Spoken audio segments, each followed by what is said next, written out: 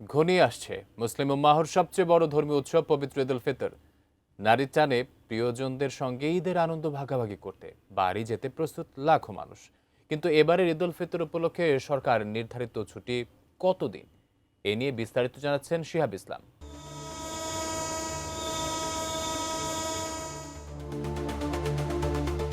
শেষ হয়ে আসছে পবিত্র রোজা, আর ঘনিয়ে আসছে মুসলিম উম্মাহর সবচেয়ে বড় ধর্মীয় উৎসব পবিত্র Eid ul Fitr.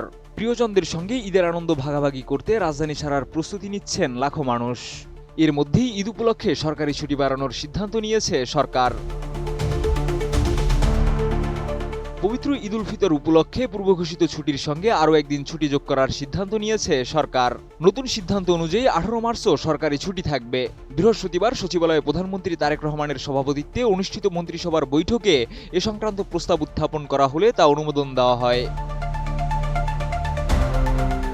Nova LED TV, ঝকঝকে ছবি, নিখুঁত শব্দ, 5 বছরের ওয়ারেন্টি। নোভা মানে সঠিক মান, নিশ্চিত সেবা। তবে এর আগে জনপ্রশাসন মন্ত্রণালয় সম্ভাব্য ঈদের তারিখ ধরে 5 দিনের ছুটি নির্ধারণ করেছিল।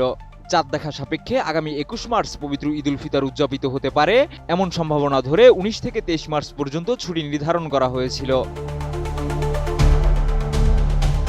এর মধ্যে 21 মার্চ ঈদের দিন সাধারণ ছুটি, পাশাপাশি ঈদের আগে 19 ও 20 মার্চ এবং ঈদের পর 22 ও 23 মার্চ নির্বাহী আদেশে ছুটি নির্ধারিত ছিল। এর আগে 17 মার্চ পবিত্র শবে কদর উপলক্ষে সরকারি ছুটি রয়েছে। নতুন করে 18 মার্চ ছুটি যুক্ত হওয়ায় এবার 17 মার্চ থেকে 23 মার্চ পর্যন্ত টানা 7 দিনের ছুটি পাচ্ছেন সরকারি কর্মকর্তা কর্মচারীরা।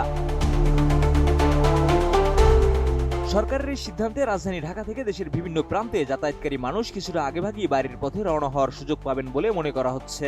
এতে ঈদযাত্রায় যানজট ও ভোগান্তিও কিছুটা কমবে এমন প্রত্যাশা সাধারণ মানুষের। মন্ত্রিসভার বৈঠক শেষে সাংবাদিকদের সঙ্গে কথা বলার সময় প্রাথমিক ও গণশিক্ষা প্রতিমন্ত্রী ববি হাজ্জাজ 18 মার্চ অতিরিক্ত ছুটি ঘোষণার বিষয়টি নিশ্চিত করেন। শিহাব ইসলাম, এটিএন নিউজ।